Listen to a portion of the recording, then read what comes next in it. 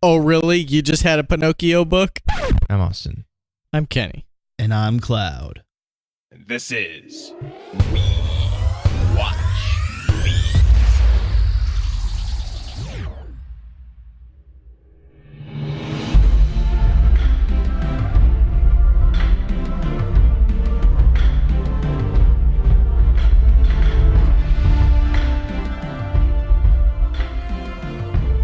Today's movie is Aquaman. Aquaman is a 2018 superhero film directed by James Wan, starring Jason Momoa, Amber Heard, Willem Dafoe, Patrick Wilson, Dolph Lundgren, Yahya Abdul-Mateen II, and Nicole Kidman. I'm going to plot synopsis.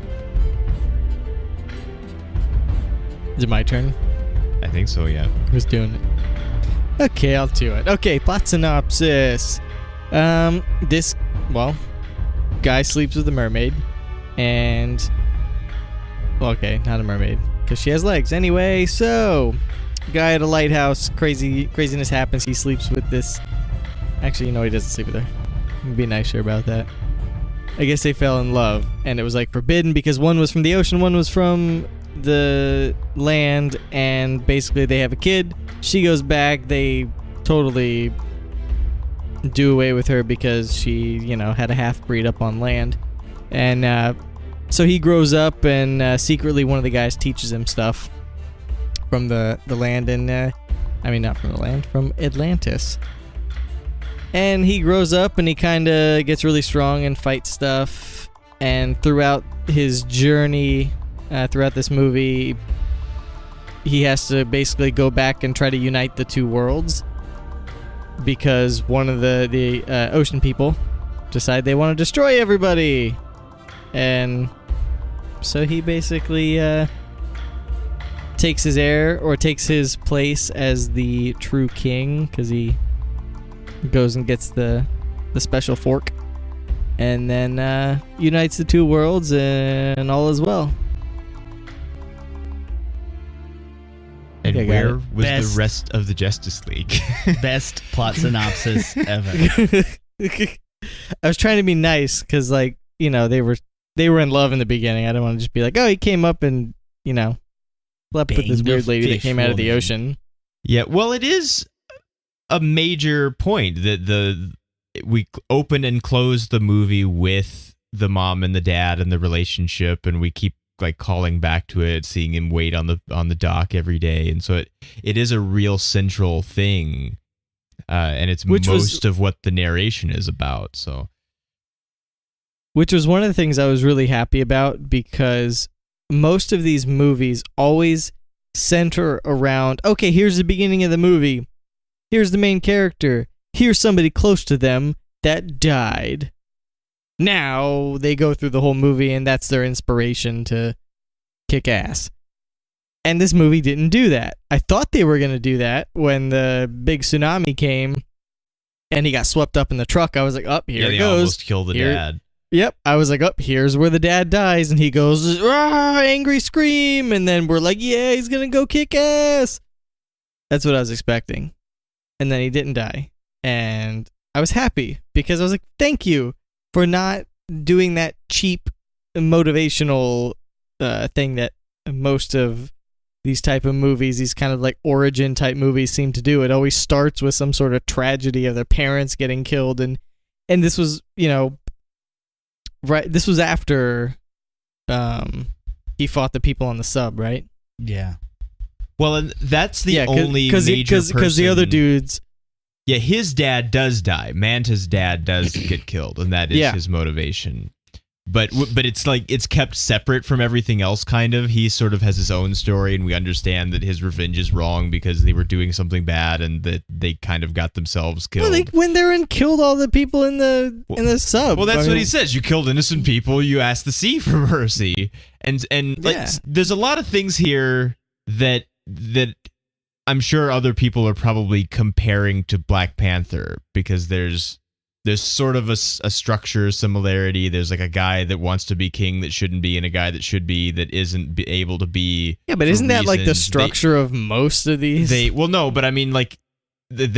fight for the kingdom, and because it's ancient ritual, and and there's a guy who wants revenge because of things in a previous time, and he turns out to be the main villain guy. But because they keep it separate, because he's just another guy and he's not a guy from Atlantis who's also the guy trying to be king, and the like ancient ritual stuff isn't actually the point of anything, and it was only the point at all because he was dumb and impatient and didn't listen to their plan and didn't go and get the special trident first, that it doesn't actually matter. And so all of the like bogusness of Killmonger's motivation and all of the dumb culture, and like we're supposed to care about their dumb culture in Black Panther, that I didn't care about at all. They just totally avoid, even though so much of the setup could be really similar. They do a much better job of handling all of it and making it where I only have to care about things that are worth caring about. Well, and they don't care about the things that aren't worth it, even though some of those things still have to happen to progress what's happening. Well, like one of the things that they even make comment of is, well, it's not part of the plan. You did it out of order. He's like, things happen. Yeah. Well, he's just very nonchalant. It's like, well, we're going to get everything done, just maybe not in the order that we wanted to do it. Well, and that's something that's really important about we'll say how much we think it succeeds later, but it does succeed to at least an extent more than like an Aquaman movie has been one of those things that's just kind of been tossed around for years and years, and everybody always thought, well, you can't do it because Aquaman is dumb and goofy, and who cares about Aquaman? And it's just silly. It's a silly, useless character, and how are you going to do it? And then especially coming from the other DC movies where everything is dark and serious and heavy, that well, I think they balanced that. Well, no, they did. What they did was they said, "Oh, Aquaman is goofy, okay, and he can be a little goofy, and it's all right. So we don't have to darken him down the way that the rest. I mean, because there was already, the I guess the kind of deep-seated kind of darkness with the current king, which was his half brother, that is trying to take over and become the Sea Master or whatever the hell the name was. Yeah, Sea Master. Ocean Master. Yeah, Ocean Master. Ocean Master. Which is, he says, so there's merely a title. It's a dumb title. It sounds goofy every time someone says it. It is his main villain name. It is ridiculous, and oh goodness, that helmet of his. Yeah, I really don't understand how his helmet works, because it seems like it's metal, but it stretches because it like wraps around his jaw, and he opens his mouth, and it just like it's able to move, but it's all shiny and metal looking. Yep. So it's like Atlantis a Batman mask or something, but it's metal. Flexy pieces, special Atlantean metal. Yeah, but you're right. They put the darkness, like the bad guys are dark, but the people we're supposed to like are not. Like they have moments of darkness or moments of trial or doubt and depression, and heavy things happen to them, but they're not just dark in themselves, and they're never able to get out of it. And of course, we've had Aquaman in bits for 2 movies now. He was in Dawn of Issues and Issues League. And so but it was hard to tell, like the tone, especially of Justice League, was so all over the place that it was tough to tell. Like, well, are they letting him be goofy? Is it just Jason Momoa bleeding through in his comedy? Because so much of it is dependent on him too. He's so charismatic he's a very and goofy is so bastard. Goofy.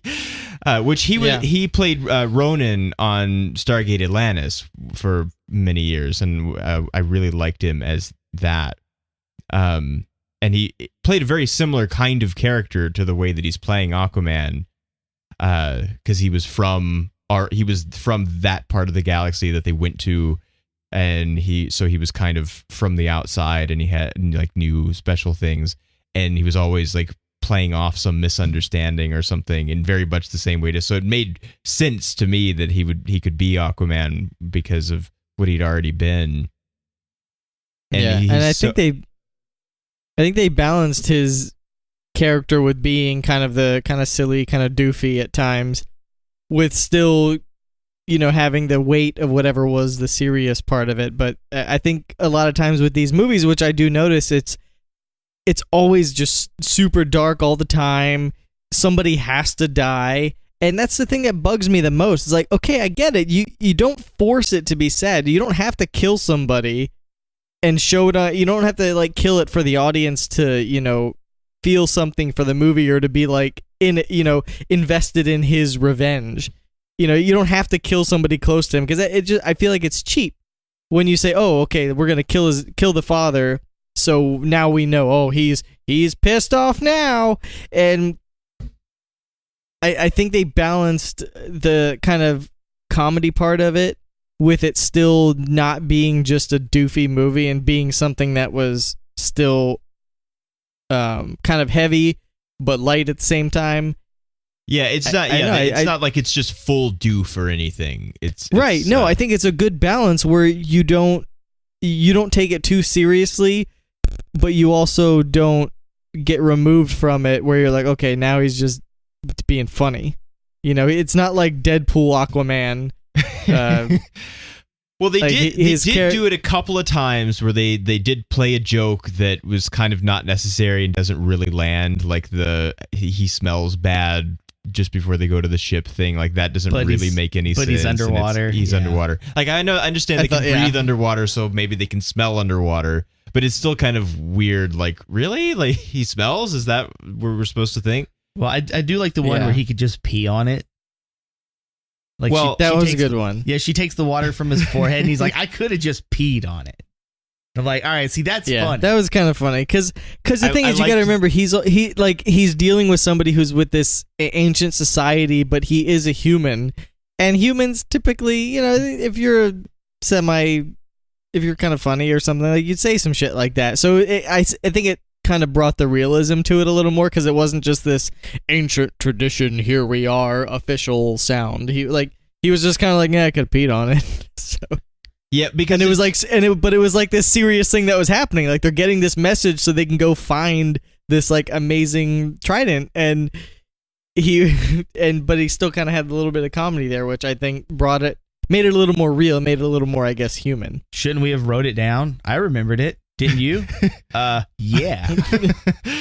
Well, I mean, yeah, because the temptation might be there to say, well, he's from an ancient society. He has a beard and long hair. Like you could go a little too Thor with him, like in like the early Thor movies where he is really serious and out of touch. And Thor now has kind of gotten to the Aquaman place where he's able to play with Rocket and be funny more of the time when he doesn't realize it than when he does, I think, but he's still much more loose than he used to be. But they just we never even had to go through that with Aquaman. He just like starts out. I really like the bikers too, like the tough guys at the at the bar. Like, can we get a picture? And he pulls out a pink phone. Yeah, that was good. I there was little things like that, and I totally didn't think about that part when they played the message one time and she smashes it, and he was like, he's like, shouldn't we have wrote it down? Because that's another thing that happens not only in movies but anything. They'll have one message and that'll be it, and they'll be like, okay, let's go do this. And then I'm sitting there like, well, that was kind of a long message. Did you get all that? Yeah. Yeah. So it kind of again brought it like back to being a little more real, because everything in these movies is so there's so much fantasy going on that when you get that little bit of realism where he's like just a regular guy and he just goes, I don't, what did he say? So it just, I like those little things, and some of them worked, but some of them didn't. Like I think you were saying, like the smell one, it didn't bother me, but like.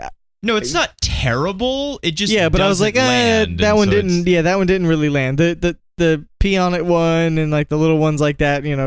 If he wrote it down like that, I think those landed, and they were good enough to where it wasn't trying too hard. I enjoyed every scene from Sicily.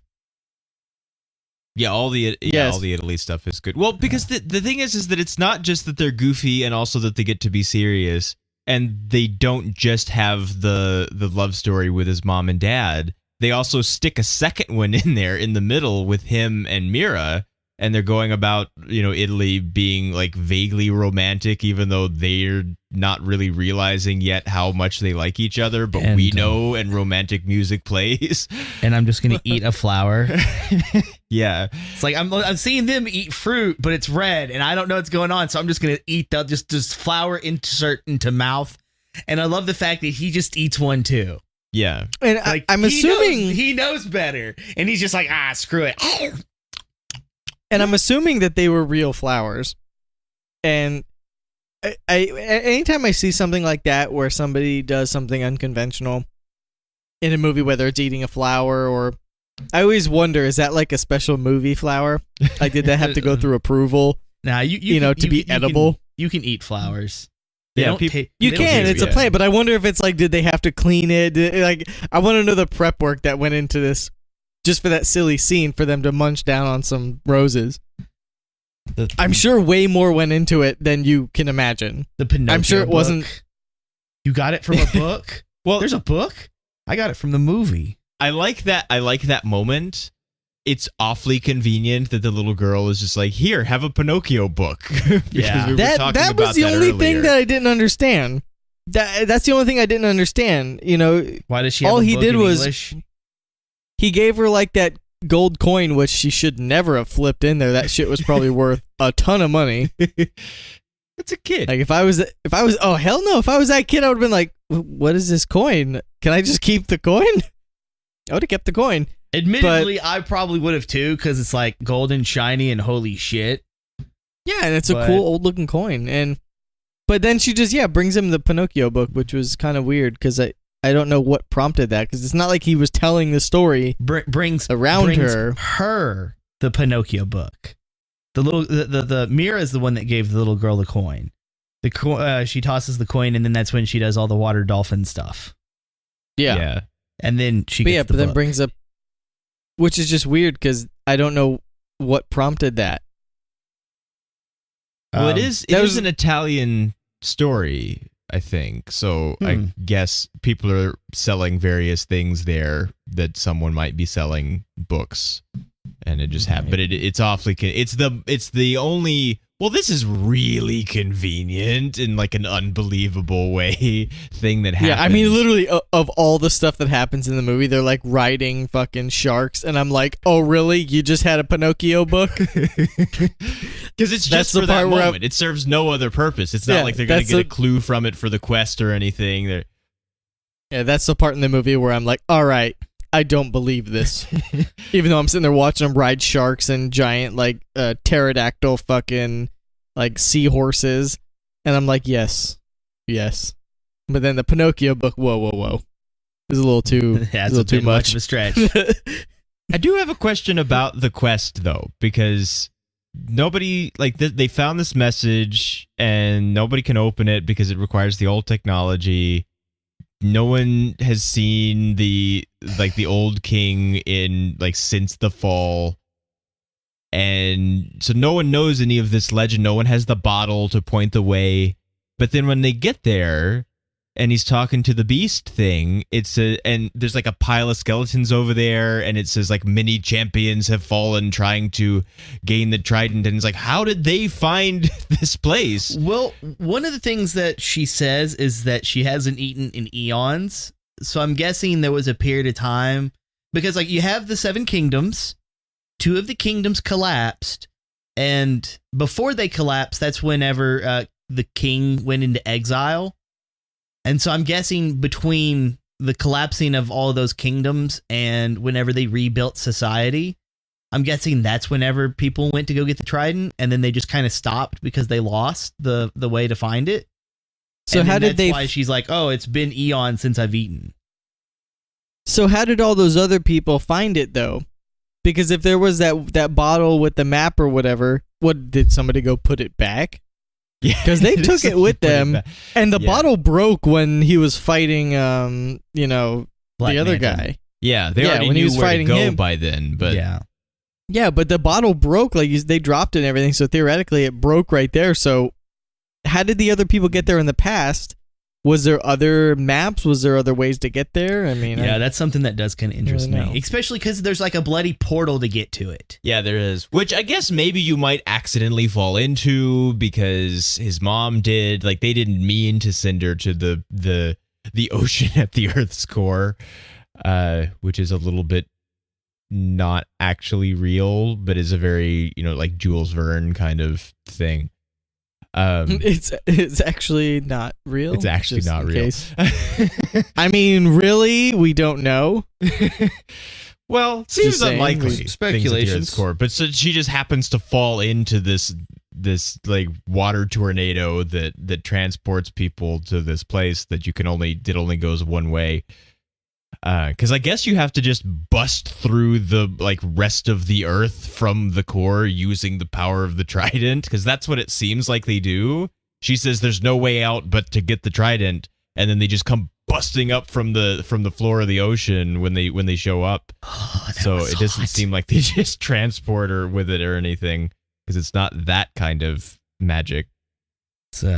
It's really cool. I do like the retelling of the fall of Atlantis also, Yeah. because it does ride really close to the to the animated Atlantis movie, which I really, really like. It even kind of like Atlantis kind of looks like it. It's laid out kind of the same with the building in the center and the circles going out, and it's just the magic trident instead of the crystal, but otherwise it's the same.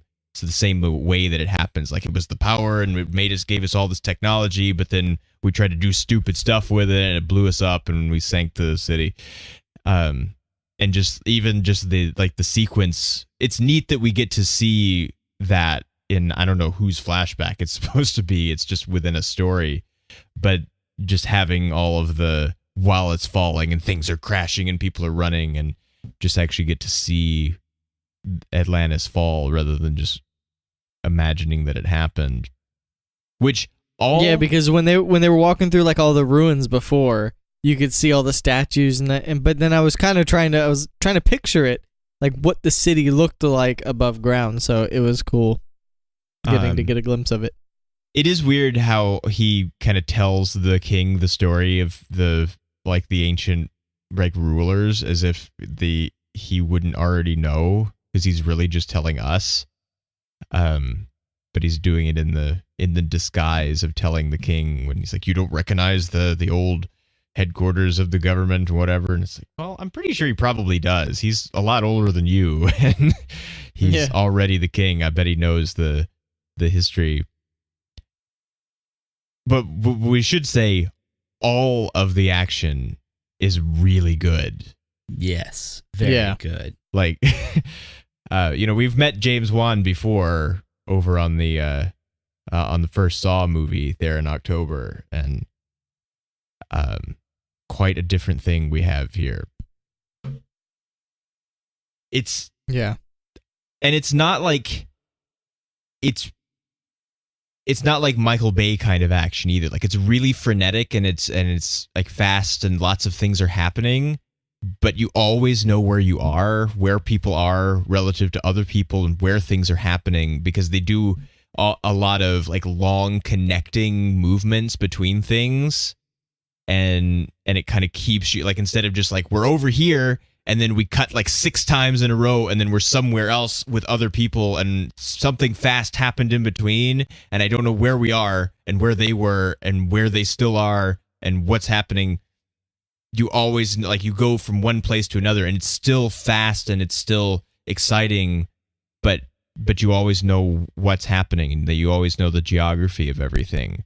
And so it's not just like blinding spectacle action, which I've seen some people criticize it for being, but I think they're just used to saying that as critics about big action movies. They're just like, it's just big action and there's nothing here. Well, but it's that's one of the things that kind of,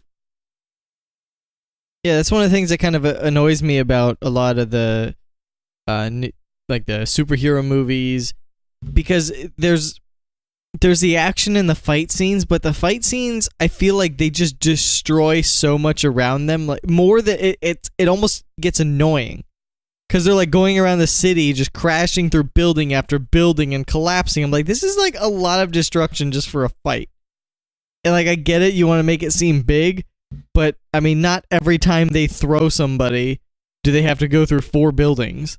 And it gets to the point where I'm like, all right, leave some of the city. Yeah. Because you have to make it believable that they can repair this, but you're literally destroying like the entire city. Well, And they're just supposed to, at the end, clap and be like, thank you, superheroes. I mean, we have to rebuild the entire fucking city, but thank you. well, the destruction in fights doesn't bother me so much because I can understand when you have 2 beings that can literally like pummel into the earth with their bare fists. I can understand that things are going to get destroyed. My issue is whenever you're viewing it, how is the camera handling the viewing? And whenever I watched Venom, there was an issue with that because there was like the camera would move so sporadically, it could be difficult to actually make heads or tails of what's going on. Mm-hmm. And there were a few minor portions that were like that when they had like the big war scene and they had a lot of, I guess you would say higher angles. Like we're in the higher portions of the ocean, not on the seafloor. I think those are deliberate though, where it's just like we're just going to overwhelm you with visual things because it's just a giant battle and we just want to impress on you how many people are in the battle and it's not important any of the detail of what's happening. Just look how much it is. We'll see whenever we're on the very bottom and we're getting to see like the crustaceans, the crustacean army of the from the brine, and we're seeing them collide. Like a lot of that's a really smooth kind of like a diving camera type of motion that covers everything, and that's really clean. And then anytime the big Leviathan creature, Carathan, something like that. Like whenever like she's like going and destroying stuff, like whenever she is in the scene, the camera does slow down because it matches her speed because she's so big. Mm-hmm. But anytime something else happens, then like the camera's like all over the place.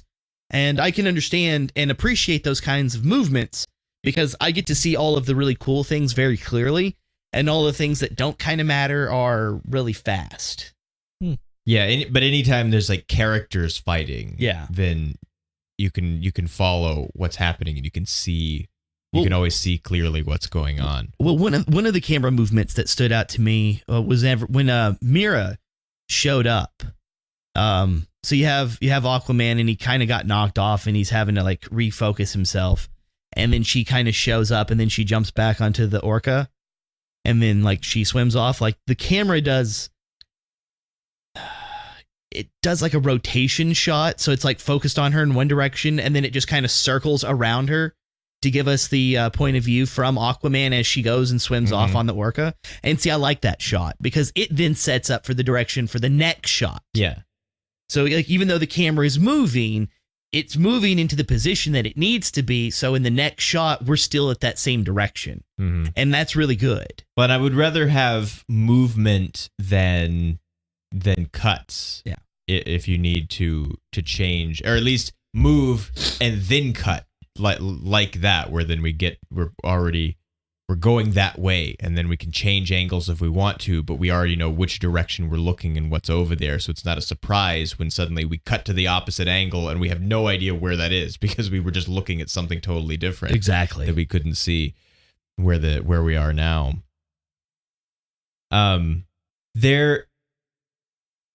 They do a really risky thing too with having so much of it take place underwater and having like real people, but then I'm pretty sure like their hair is not real when it's floating around in the water. I swear I was waiting. That was going to be my next question. Is I want to know how they dealt with the physics of making it look like they were in water, because your hair just kind of floating there. There's no way to simulate that. No, and they're not actually underwater. There are a few times where it looks a little awkward, so I'm pretty sure that it is. They just gave them CG hair. Yeah, because it's either CG or they're literally underwater, because there's no way to mimic that, like, you know, flowiness. And I kind of wondered that because a lot of it took place underwater and they had to deal with that. I do like that when any of them came out of the water into air, like they had to, like, you know, basically throw up all the water that was like in their lungs. Which I really like And- those the like the guard suits where they have Made me water rem- in it so that they Yeah. can fight. It made me. I just kept thinking of the Abyss. Yeah, Now- it is like that. Yeah. Now, see, that's something I was thinking about is if Mira has the ability to control water, why didn't she just rip the water out of their suits? Because, like, she obviously ripped all of the wine out of the bottles to make wine spears. Which was really cool. Which was a really cool scene. Yeah. But she could have just, like, started ripping, like, the hoses and stuff out of the suits using the water pressure and then just been like, oh, well. I mean, I didn't think about that till you just said it, but yeah, that's true. Combat 'Cause she did- they- efficiency. They did like a couple times pull the plug on their suits, and the other funny thing when the guy shoved his head in the toilet, that was great. Yeah. Yeah, I think that was a good joke because like he doesn't know what a toilet is because we didn't see any He's- Atlantean yeah. toilets. So Yeah, you know what? I I wondered. think Do they that's- do like little fish poops where it just like floats away, or yeah, I don't know. Or I do they really have don't toilets? understand How does that work? how Can the they Atlantean flush? society works. yeah. So And it's a really that is the vaguest thing about it that is different from the other Atlantis movie where like they're just like underground and not underwater, but they're just like, okay, so the trident went off, it blew up the city. Also, we can breathe underwater now. So everything will be okay. But they have to like now they have to rebuild society underwater, and the only thing they have is that they can breathe and see, I guess. But everything else, I Yeah. guess, is still like normal. So they still have to eat stuff, but now they have different stuff to eat, I guess. Or also, there's I like this how they weird thing can- about how only the highborn can breathe air and water, but not everyone can. And so there is like a real consequence of this pure blood thing. yeah, because that was why the people in the suits, once you drain their suit, they couldn't breathe Yeah, because because they were just ordinary, soldiers, yeah. but they weren't of Royalty. the royal family. man. Which I can understand that because it's it's one that the purebloods could easily be like we're linked to the ancient people who were on the surface before the collapse. I guess so. So I'm okay with But that. isn't everybody? 'Cause Nah. they're not like they're not allowed to breed with anyone else, or they get like thrown into the like Lovecraft part of the sea. maybe? And Oh, that was so cool. The trench.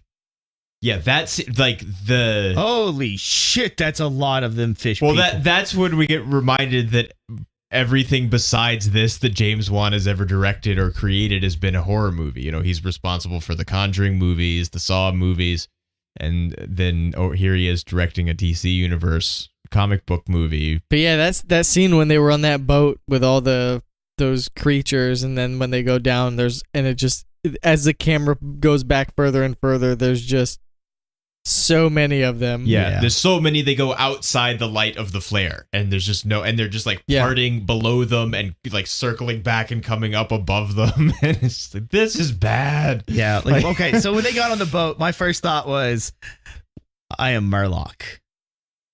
Oh, Da da da da da da da da da da da. Bloody World of Warcraft. But yeah, like that was very like harrowing. yeah. If you will. He gets to make himself like a miniature horror movie, like secretly inside the Aquaman movies. So. and this is way more effective than that BS from 47 meters. Yes. See, like that right there, like that was a load of malarkey, but this is terrifying. That was terrifying. Because what if you run out of flares? The flare was like the only thing because of the light that was keeping them kind of at bay. Yeah, and do not And- stop moving. Do not stop moving. Yeah. 'Cause, like, Yeah, we- that was an intense thing to watch because I'm like, holy fuck, there's like 100,000 of these things, yeah, like you're and it's so dark down there. I mean, that's it's crazy. well. That was But that's that's something that kind of interests me. Is like I know the trench is supposed to be dark, but at the same time, like everywhere else under the ocean, there's going to be a point where there's no light from the sun touching it, so it's going to be dark anyways. And whenever they're like, oh yeah, you can see in the dark, and then like the ocean lights up because of it. Yeah. Shouldn't that be the same thing for the trench anyways? It should be the same thing because you're not getting any light from the sun to begin with. So not being able to see shouldn't be an issue, but the flares pushing off the trench folk back should be a thing, and it is. I am glad that they left the Atlantia or whatever, like the mom. Yeah. I'm glad they left her alive, and I am glad like the last scene is her going back to the husband. Yes. Because like it's a really nice like closure piece, and like when she's like all armored up and she's wearing like the fin from the church folk, and you know, at first I was kind of thinking that this was going to be like the actual king and he's like super ancient and he's living in isolation, and then it's like, nope, it's actually the mom. She lived. Hooray. Yeah, I think that was a good part, because because I always expect in these movies there has to be some tragedy. There always has to be some cop out on why the main character is so motivated. So the mother was dead. It was like, okay, she's dead. And it didn't really click until she was about to take it off. I was like, that's going to be the fucking mom. Yeah. And she pulled the mask off, and it was, and then from right there, I was like, all right, she better go meet up with him at this fucking sunrise or sunset or whatever at some point, because sunrise every morning. They've showed it way too much for her not to show up there, and they didn't kill him off in the beginning, so I was like, there has to be some sort of meetup. It has to happen. And because like you think about it, if you were that guy, I mean, it's not his fault, but he has gone out there for 20 something years. Like, come on, he deserves something. Yeah, and it's so happy to see them like finally get back together, and it's so sad that he had to let her go, and that he's had to live without her all this time, and that he still goes to the dock every day. And it is really nice that they give him that, rather than it just being like, oh well, it's sad because she died. For reasons. They feed us she died for a long time, but then they take it away. So instead of just adding more and more tragedy the way that they have been, they take away tragedy that we thought we had. Well, see, I'm okay with how they handled it, because everybody thinks that she died. Yes. It's not like, oh well, there was this one person over here who knew better. Kind of like William Dafoe's character. No one knew, because they threw her in the trench. Yeah, they didn't know that she got sucked into the water tornado. So yeah, and so like it's really effective. It's I won't say it's effective writing, but it is effective storytelling. I do wonder what they.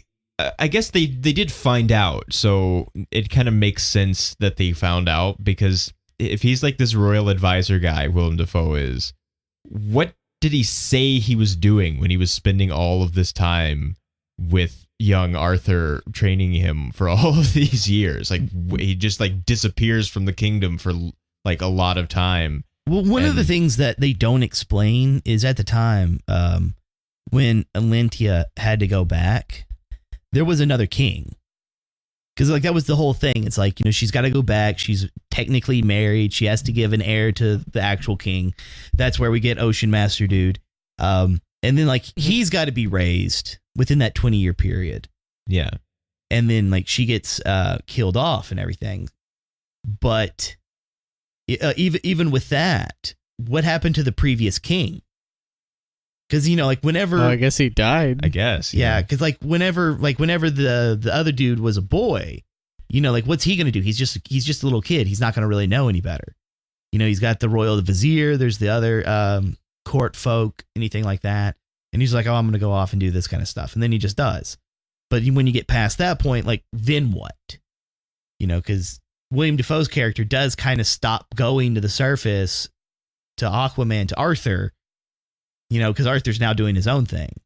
But it's like whenever he was younger, like during that period of time, whenever they were like, oh yeah, like my people were digging around and found this artifact.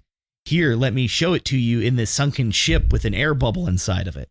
Little things like that. I'm not so much worried about him going to the surface to teach young Arthur. I'm worried about the things that happen after that point that are related to like the rest of the story. Yeah, I mean, you would think with all their crazy technology that they can track their people, which they can. Obviously, she had her bracelet on, which eventually she destroyed. But Which was a load of, like, this belonged to my mother. It's a load of garbage. yeah.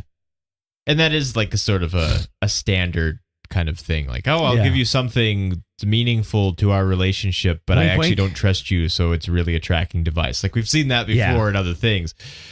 But yeah, because she wasn't married to Dolph Lundgren, so No. it wasn't that wasn't the same king. Yeah, that was the other dude. All right, so how do we feel about Black Manta? I don't know how they went from that was the other thing I thought of when he lifted that sub from really deep to like up to the surface. I feel like all of their ears would have just fucking. I mean, there was no depressurizing. There was no. I feel like there was some physics issues with that. Well, the submarine is pressurized, though. Yeah, the submarine's Yeah, but- internally is pressurized, so Yeah, but they brought him to the surface awful quickly. And I don't know how deep they were, but subs can go pretty deep. Yeah, I mean, nuclear subs though can do like the really quick surfacing. Yeah, but that wasn't like a set thing. That wasn't like, okay, let's surface. Like he straight up went under there he and just did lifted it. There was no. So I don't think anybody was like, oh crap, let me turn on the rapid ascent depressurization. I don't think they knew what the fuck was going on. All of a sudden they're at the surface. Like even But, there, yeah. they didn't really didn't the captain lived, didn't he? Like, wasn't he helping him out? Like right there, wasn't that the last guy he was carrying out? no, was the that captain. No, the captain was stabbed. Like, yeah, he was. I thought, but No, so no, that that was just was- some other officer guy. I yeah, guess. it was just some private or whatever that got shot. So why did he got all the Atlantean gear, but then he started taking it apart and modifying it? Okay, so How would you know what the fuck to do? Well, he kind of didn't. He almost Like- hurt himself, but yeah, so here's the interesting part, because I'm gonna as the comic book nerd. I actually didn't care about Aquaman, so I can only help a little bit on this. But the whole thing for Black Manta, you know, like he did kind of make his own suit originally. But the tie-in with like, hey, we're gonna have like Atlantean technology kind of does help fill in with the universe they're building.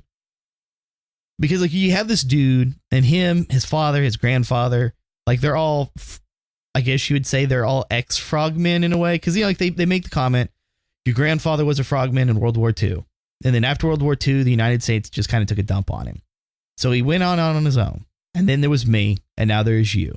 And which I feel like skips over some important details of the family history, because he's Yeah. like, oh, well, he just went back to the ocean. But at some point he had kids because we're like grandchildren of him. So Yeah. at some point he didn't just like live in the sea with his knife and nothing else. Yeah.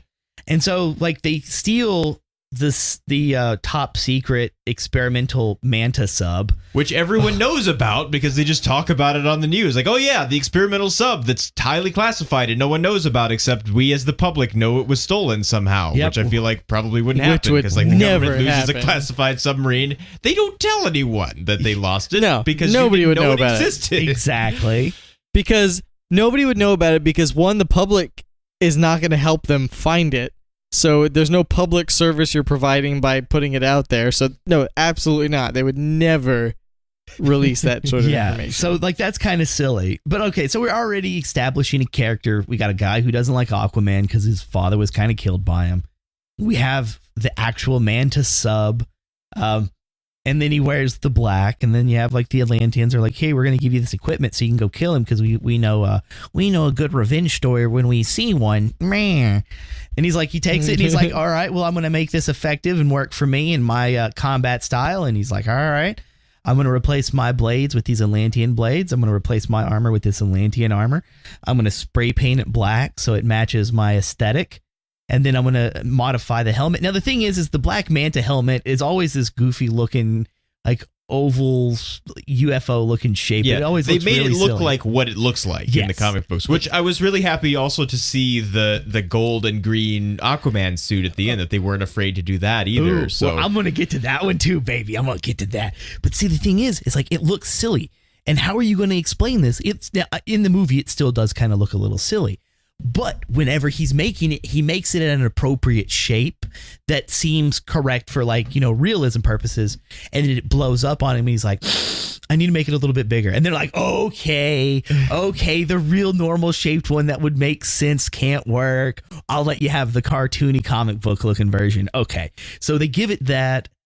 He does have the laser beam eyes. They explain the technology for that. I love it. They explains the tubes for the water. I think they do a great job creating the Black Manta actual character that we're going to have from now on. Especially for this universe, because I can't directly compare it to any of the comic book versions. So I think they did a great job for this. All I could think of when I saw his version of the helmet when he made the big ovally looking thing was the robot from Power Rangers. yeah, it's kind of like that, but it kind of looks like that in the comic books too. So. Yeah. The only thing is, it doesn't go. The red doesn't go all the way across, so it's very, very similar. All right, so I'm gonna talk about that armor. So I actually forgot what the armor he wore in the Justice League looked like during the movie. I forgot.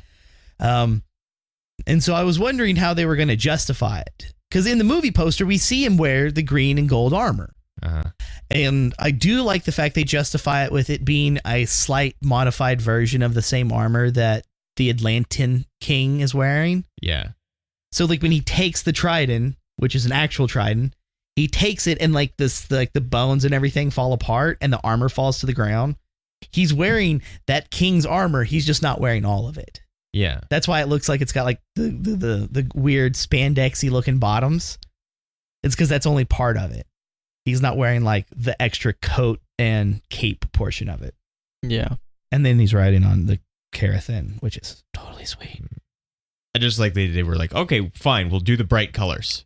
Yes. Like, we'll do the bright colors because they've been so afraid to do the bright. Like, even Wonder Woman isn't that bright. It's brighter than it started out. Well, because everything's got to be dark. But Superman is like a dark blue and a dark red, and it's not, Batman is black all the time, so that doesn't really change. But there's just... but especially when, like, comic books, when stuff was, like, silly and stuff, but everything has to be dark and fucking gloomy now. Which I don't understand why. Nolan, that's why. Nolan made the Dark Knight movies, and they were popular, and so they thought, well, this worked, so... And the only thing they focused on was the dark part of it, and just have been continuously trying to recreate it. Okay, that worked, so do it for everything. Yeah. Well, I mean, we also had just dark things happening. What? Do you have a happy script there? No. Replace all of the happy with disgruntled. Yeah. I mean, you have... If I'm smiling at any point reading this, rewrite it.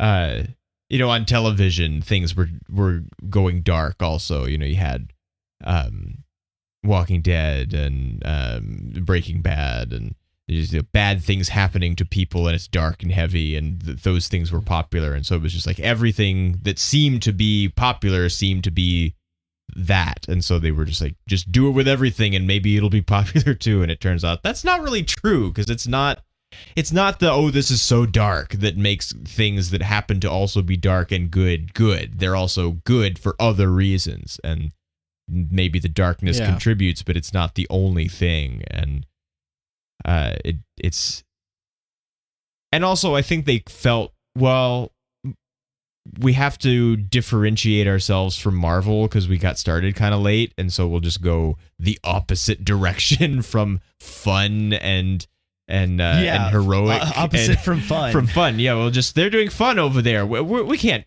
do anything fun, which then they have done something fun. Yes, here. And the thing that makes this, well, go ahead. No, I was gonna say it was really refreshing. I think because I was expecting it to be another one of those, just kind of deep brooding things, and it was really refreshing to see the direction it was taken in. They leaned a little that way in, like, there's a little bit of fun in Wonder Woman, but otherwise it's pretty serious. And then it's only like 2/3 of a consistent story, and it like goes off the rails at the end. And there's a little bit of fun in Justice League with the Flash and with Aquaman, sort of, because he's kind of quippy the way that he is. But there's just so much going on in that movie that it doesn't really get to bleed through enough. And so then here it's just like, we're going to commit to fun, and it's just going to be fun. You're going to have a good time, and there's going to be, it's all about. But there's going to be beautiful things. Things are going to be colorful. We're going to have wonderful light shows. It's going to be really pretty. You're going to enjoy it. And I did.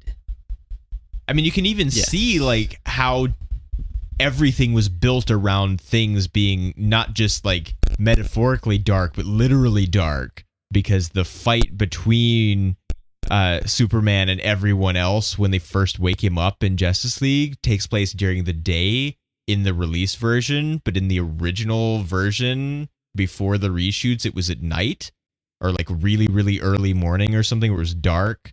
And like Batman's armor looks real dumb in the day, and it doesn't look like what it was supposed to, because you weren't supposed to see it like that. And so even the costumes were designed to not be seen in very much light most of the time. And it's nice that they're moving away from that. There was something else. What was it? Oh, we just have to mention, because it's something that we've mentioned several times. Do kids call other kids freaks just commonplace? Because I've never seen it. Yeah, me neither. I got called. I got made fun of and bullied and called all kinds of things as a kid. No one ever called me a freak. Yeah, I've never seen anyone else. Yeah, call I've that never heard of that all the time in movies. You've never. I mean, also I've never summoned. Yeah, I would say I've never talked to fish. But you know what? If that happened in real life, they wouldn't be calling you a freak. They'd be like, "Yo, this is cool." Well, he's not even like no. All he's doing is like he's not like literally talking to fish though. At that point, he's just talking to fish because he's right. Like but I mean, years old. This is like any of the superhero things when they end up doing something that resembles a superpower. It's always a bullying thing where they're calling him a freak and stuff. And like, if I knew somebody that had like some sort of power, I'd be like, "Yo, that's awesome! Show me." Like, nobody would really be there and calling you a freak, and I don't really think that happens. But I guess you had to have the little. I don't know. There's always like that little bullying scene. It was like your typical, like they copy and pasted that little scene out of any other movie where kids are bullying kids. It's like people kids. in zombie movies not knowing what zombies are. Because there's not zombie movies in zombie movies. Yeah, it's just like that. It's just like there's not superhero comic books and superhero movies. No one understands any of this stuff. Like, kids don't read that kind of thing. They're stuck with Barney the Dinosaur and the Teletubby reruns. Well, it is something that will be interesting to deal with in the Shazam movie. Oh, yes! Because we won't talk about that very much, but just like the Shazam trailer was appeared before Aquaman, or a Shazam trailer, and they do have comic books in that world also, but they're dealing with it in Shazam. You mean way. that the genie movie with Sinbad? Nope. No, that's Kazam. Punch you in the and throat. It's Shaq. I'm super excited for that. There is something else with the like things don't exist in this universe, that they're giving the guy a really hard time on the news, saying like, oh, there might be Atlantis or there might be Aquaman, when it's like, well, this takes place a year after the Battle of Steppenwolf, so yeah, like we know there are superheroes and like weird crazy stuff in the world. This disbelief. But Aquaman is where they draw the line.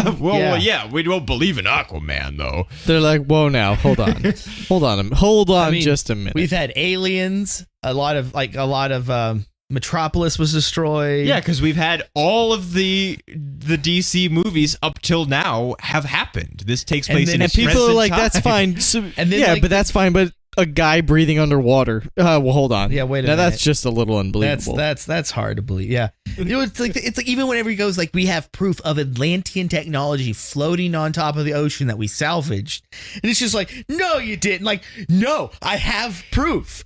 We have it in our possession. No, it's like, how do you it's just literally right here. How do you just so blind to that? My God.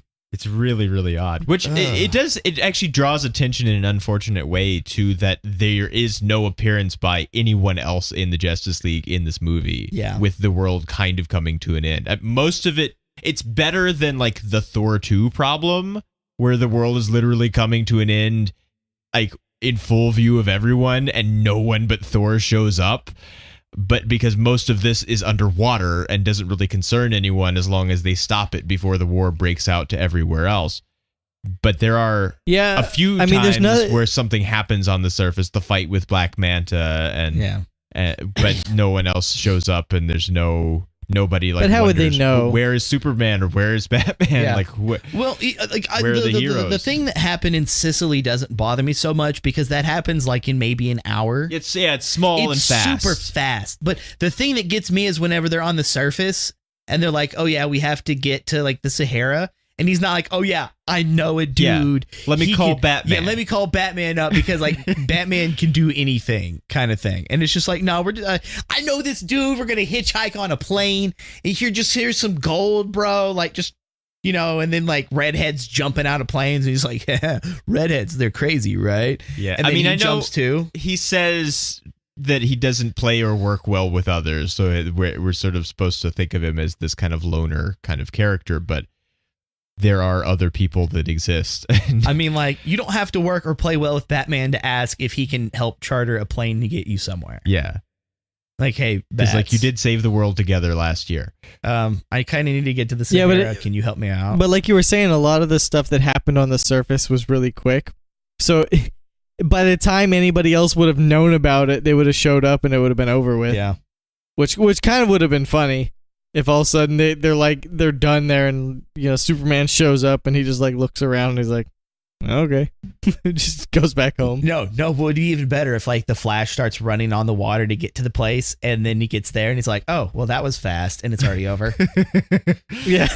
Well, see, that's where I guess we're so used to now everyone crossing over all the time, even when it's not their movie. Captain America shows up for just a moment as a Loki joke in Thor 2, and just everyone's Doctor Strange shows up in a Thor movie also. Yeah. And so just they were just used to, oh, well, we've established that the other heroes exist.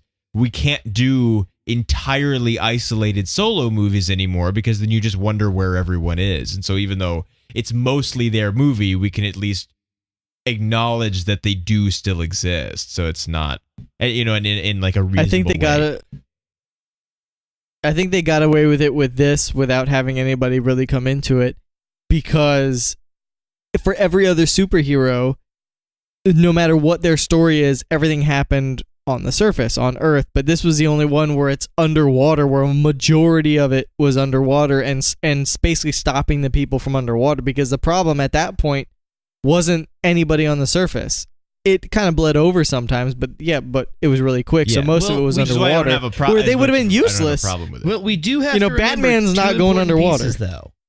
One, Batman's got a submarine. Well, one, we have to remember that Diana is from the Amazons. Yeah, and the Amazons do know about the Atlanteans because they worked together. Yeah, that was one of the big things in which they don't mention at all here. Yeah. Because that was like, oh yeah, like the humans, the Amazonians, and the Atlanteans had to team up to defeat like the Steppenwolf armies in the past, and now we're having to do it again. So that was a thing. Like, Diana knows they exist.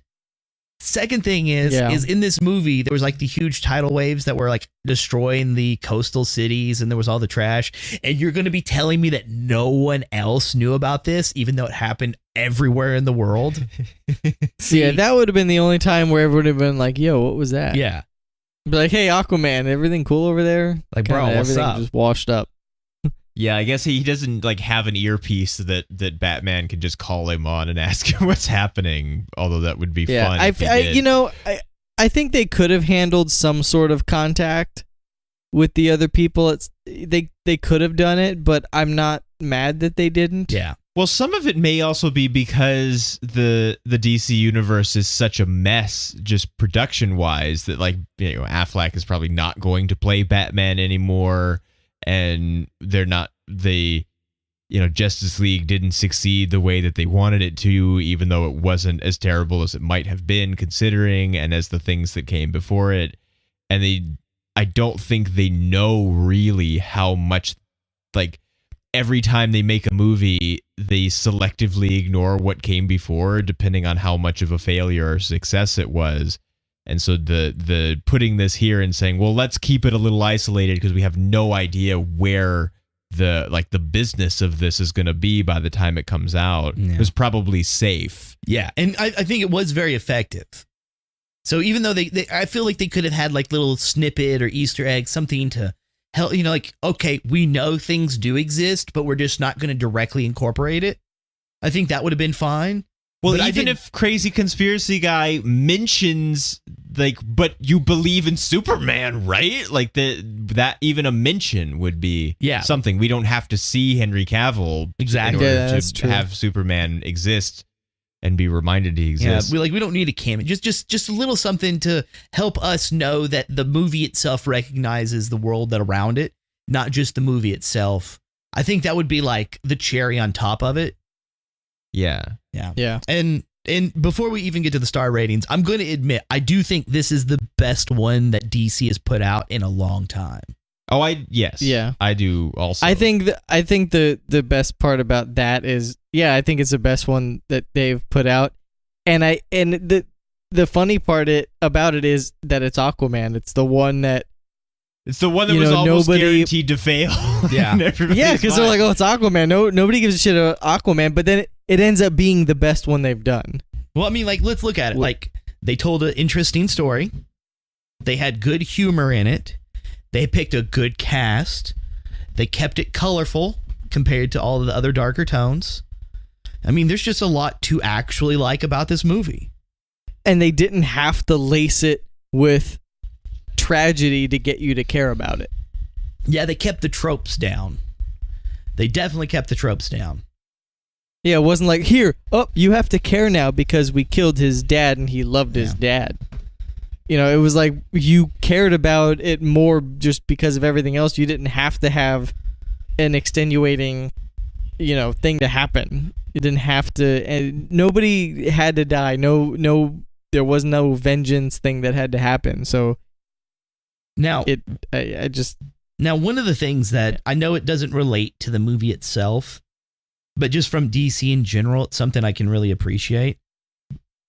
Is like, I've always known that Aquaman was like the king of Atlantis, like that whole kind of thing. Like, I always knew he was king.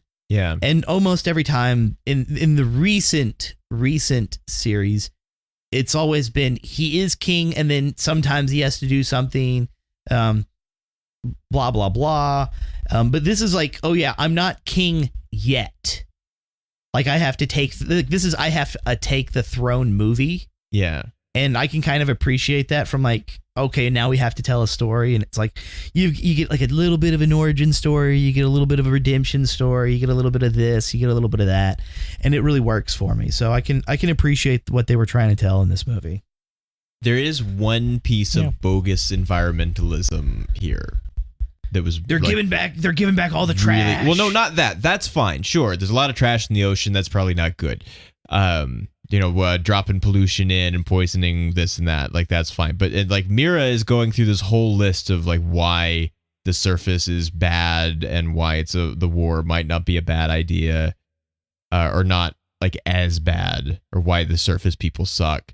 And she goes through this whole list of things, and one of them she mentions is melting the ice caps because of factories and whatever. And it's like, okay, that makes that's like so like angeringly bogus, because it's so obviously like, let's put some climate change in here, because if you live underwater, what do you care if the ocean levels rise because the ice caps melted a little? You're already underwater. Like, she has no reason to care about the ice melting.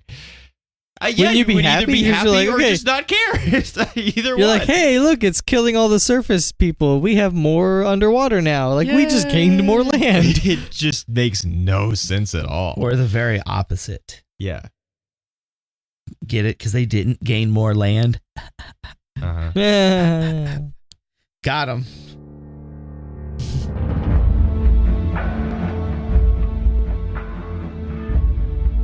So how do we feel about stars?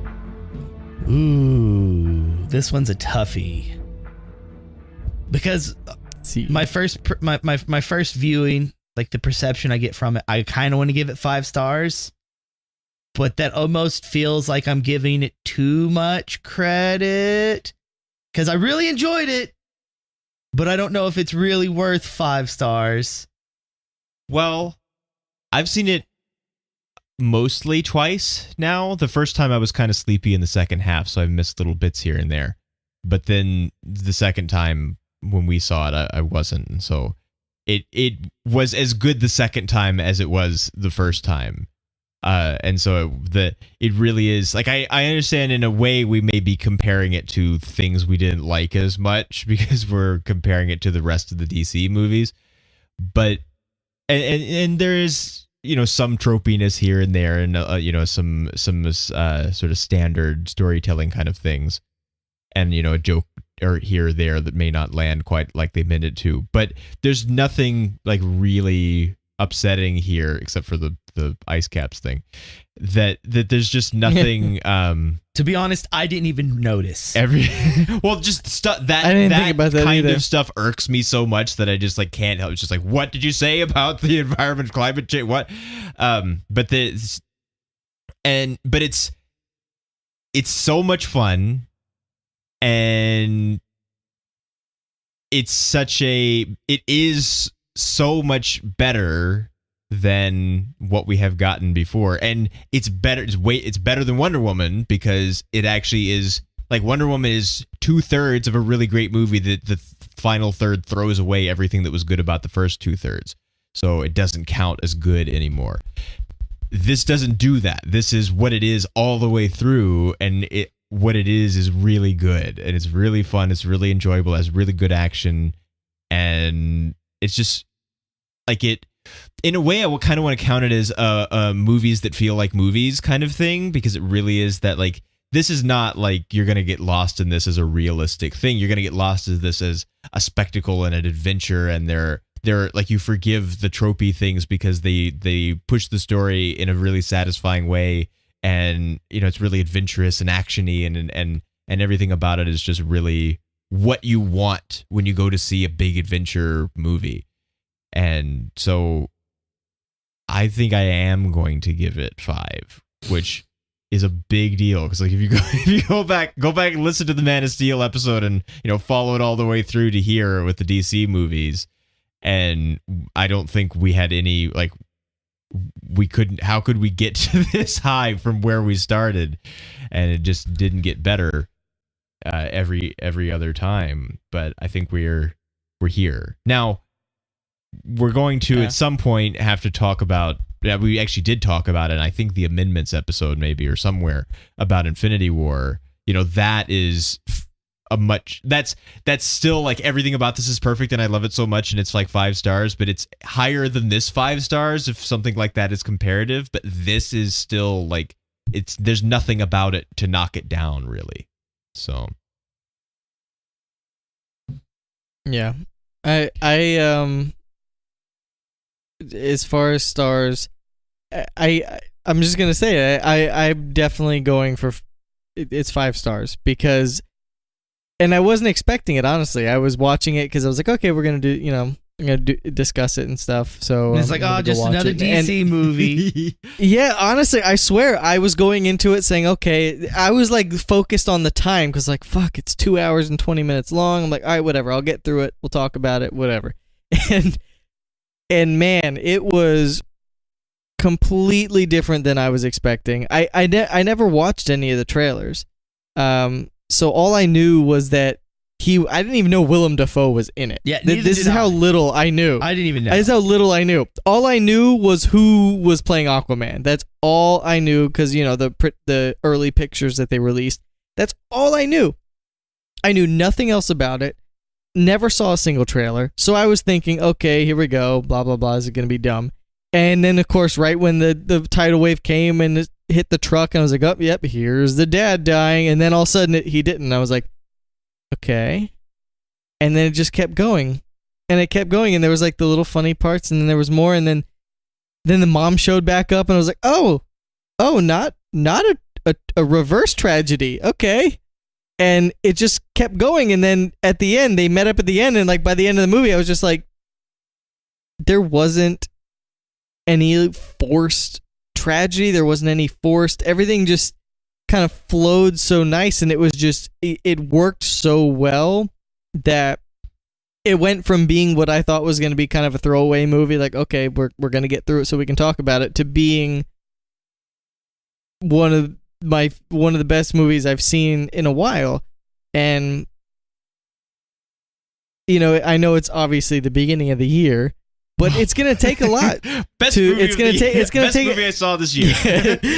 I was gonna say that. I was like, best movie I've seen all year. It's like, yeah, it's only been 4 days, but we're on day 4. So I think though that it's gonna take a lot. There's a lot of movies coming out this year, but it's gonna take a lot for it to kind of dethrone that as the best movie this year, because it was that good. And it basically, for it being a DC one and knowing the history of what what we've thought and what's been thought on the other ones. I mean, it was just a complete 180.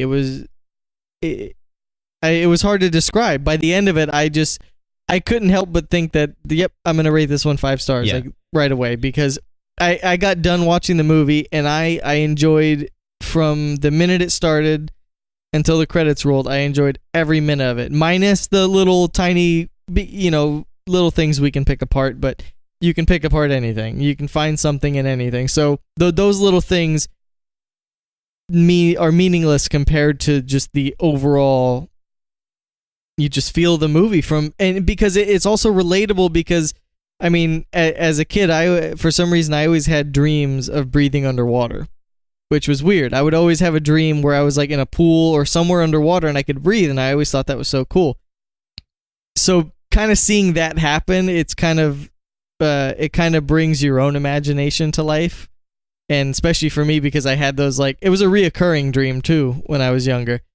And I don't know if I've had any recently, but it was a reoccurring dream. So it was like seeing something like that and then happen, and you have like the powers, and it kind of brought you through it, but it didn't stay on anything too long. It didn't focus too much on him being a kid, but it kind of brought you through it. So you kind of saw the whole journey. And I think it was just handled so well. And the fact that it didn't feel to me that they cheated in any area to try to get you to feel, everything seemed so organic. It was enjoyable from the beginning to the end. So I have to give it 5 stars. And there's going to have to be, with all the movies coming out this year, it's going to take something, pretty extraordinary to kind of dethrone it at this point. Have you decided yet? Yeah, I think I'll go ahead and give it 5 stars for now. It was my initial thought, okay, but we're gonna have to wait and see how it turns out, and then I'll watch it again sometime later and see if I keep that decision. Now, I was gonna try to give it 4, because I try to reserve 5 for being something that was like really, big, but not even, just putting aside that it's a DC movie, putting it aside, just a movie in the enjoyable. Just how enjoyable it was as a movie compared to other movies I've seen, just as a movie, not even trying to compare it to other superhero movies.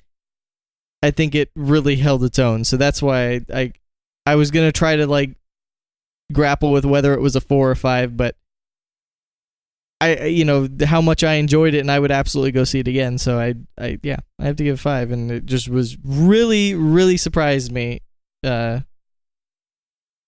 as far as that. Because I was going into it pretty much going, okay, this is going to be like a 3 at best.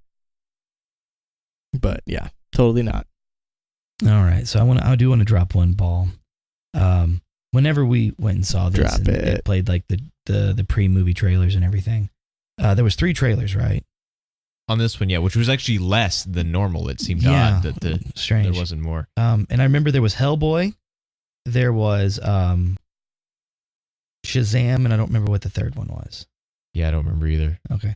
No, I don't remember. That's probably why.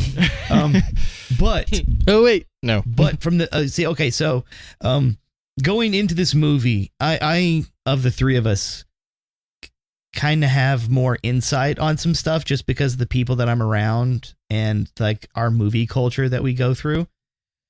And so I knew nerd. Yeah, so I knew that you're a freak. Yeah, a total Glass. Glass. Oh, that's right, Glass. Which I did not expect to ever say. I'm excited to see an M. Night Shyamalan movie, but I am. Yeah. So, we'll get to that later though. Because Not tonight. But one of the things that has been discussed is there's been people who've seen test screenings for Hellboy, and that trailer is a horrible representation of what the movie is.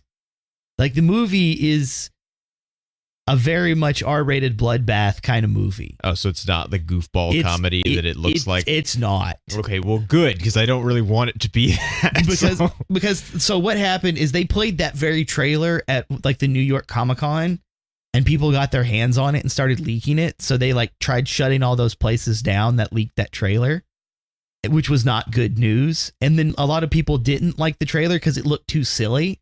And then they started silly. And then they started doing test screenings. And so, of course, the people who did the test screening started secretly leaking that information out. And they're like, oh, yeah, like, no, it's a bloodbath kind of movie. Like, it's an R-rated movie and it completely deserves this R rating. And so while the trailer looks absolutely wonky, the people who have said they've seen the test screenings really enjoyed the very dark, actual bloody kind of Hellboy vibe that it was supposed to have, because it's based on like the Blood Queen and all this other kind of stuff, like that story arc in the comic books. So it seems to have an approval rating that's rather high in an interesting manner currently. So we'll see. It was odd, kind of like we have the Shazam trailer and it's really goofball, and then the Hellboy trailer and it's really goofball. And it's like, is everything goofball now? Like, what's happening? I thought everything was dark. And are we swinging the other way now? They're gonna go too far, and it's gonna be stupid. Yeah, it's gonna be they're gonna go, okay, well, goofball's working, go full goofball, and then they're gonna fuck it up. And then we'll blame Deadpool. Do we want to go ahead and do the year in review? No. No, okay. No, it's 1 a.m. I have to get up in 4 hours, so no. We'll do it later. Oh. And I'm actually working dayside tomorrow too, so oh, Lord. Okay. I gotta First movie of the year. We'll do year in review on the next episode. Yeah.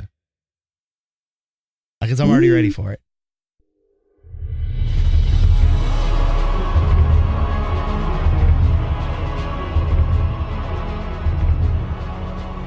That's all we have to say about Aquaman. We'll see you next time. See ya. Later. Goddamn freaks.